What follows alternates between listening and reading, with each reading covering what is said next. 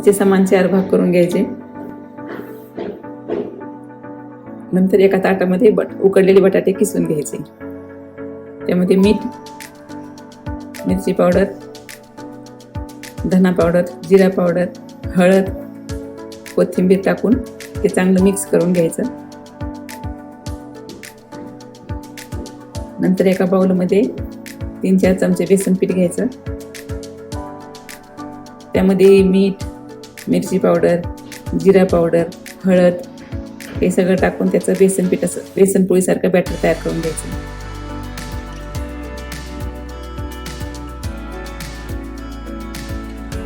नंतर चपातीच्या प्रत्येक तुकड्याला बटाट्याचं मिश्रण लावून घ्यायचं.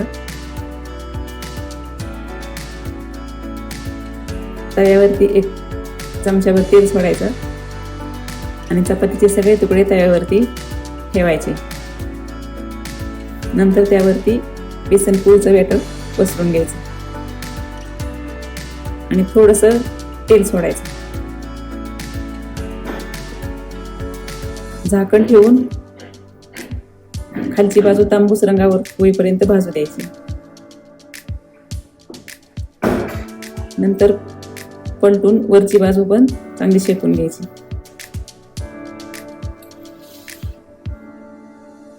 बेसन पिठाची बाजू तांबूस रंगापर्यंत भाजून झाली की त्यावरती चीज किसायचं. चीज वितळेपर्यंत झाकण ठेवायचं. नंतर एका प्लेटमध्ये काढून घ्यायचं. त्यावरती कांदा, टोमॅटो, कोथिंबीर, चिंचेची चटणी, बारीक शेव, डाळिंबाचे दाणे टाकून खायला घ्यायचं.